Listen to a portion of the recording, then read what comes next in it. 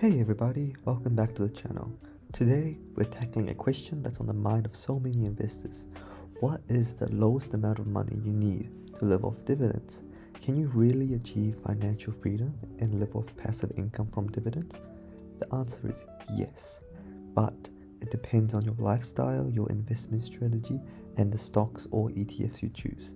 So let's break it all down step by step, and I'll give you some real world examples of stocks and ETFs to help you get started. So let's go. Before we talk numbers, there are three key factors you need to consider when planning to live off dividends. Number one, your annual expenses.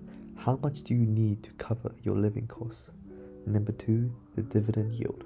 What percentage returns are you getting from your investments? Number three, taxes and inflation.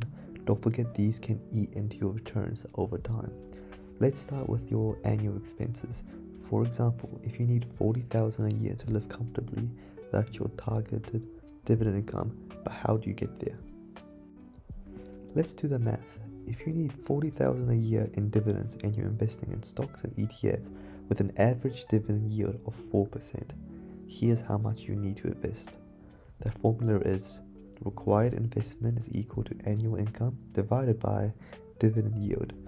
So for example, $40,000 divided by 0.04 is equal to $1 million.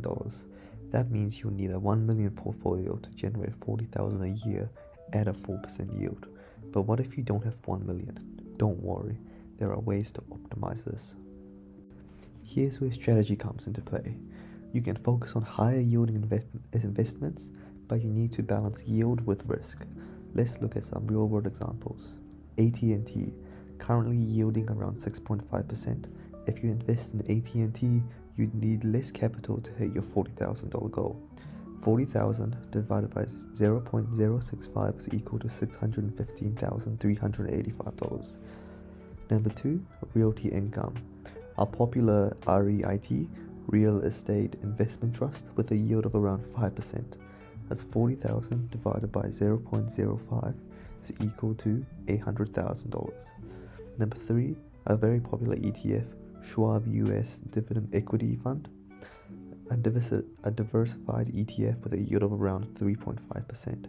That means 40,000 divided by 0.035 is equal to 1,142,857. As you can see, higher yields mean you need less money upfront, but you also need to consider the stability of these dividends. AT&T, for example, has a very high yield, but it also had some challenges with its business model. That's why diversification is very key. Speaking of diversification, let's talk about balancing yield and risk. If you put all your money into one high yield stock, you're taking on a lot of risk. What if the company cuts its dividends? That's why I recommend a mix of individual stocks and ETFs. For example, you could build a dividend portfolio with 50% in dividend ETFs like SCHD, like we talked before, or the Vanguard's High Dividend Yield ETF, VYM. 30% in blue chip dividend stocks like Johnson & Johnson or Procter & Gamble. 20% in high yield stocks or REITs like Realty Income or Verizon. This way you'll get a balance of stability, growth, and income. Now let's talk about dividend growth. One of the best ways to reduce the money you need upfront is to invest in companies that consistently grow their dividends. For example, Johnson & Johnson has increased its dividend for over 60 years in a row. If you invest in companies like this, your yield on cost, meaning the yield based on your original income, will grow over time. Let's say you invest $500,000 in a portfolio with a 3% yield today, but the dividends grow by 6% annually.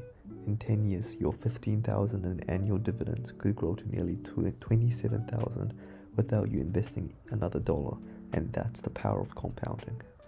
Before you get too excited, let's not forget about taxes and inflation.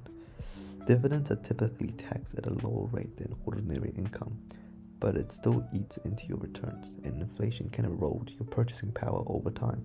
That's why it's important to aim for a portfolio that not only covers your current expenses, but also grows over time to keep up with inflation. Alright, let's wrap this up. The lowest amount you need to live off dividends depends on your expenses, the yield of your investments, and your risk tolerance. Here's a quick recap. Calculate your annual expenses, divide that by your targeted dividend yield to find your required investment, diversify your portfolio to balance yield and risk, and focus on dividend growth to increase your income over time. For most people, a portfolio of $500,000 to $1 million is a realistic target to generate $20,000 to $40,000 in annual dividends. But remember, this is a long-term strategy, so start investing early, reinvest your dividends, and let compounding work its magic. Drop a comment below. Let me know how much you need to live off dividends and what stocks or ETFs you're considering. Thanks for watching, and I'll see you in the next video.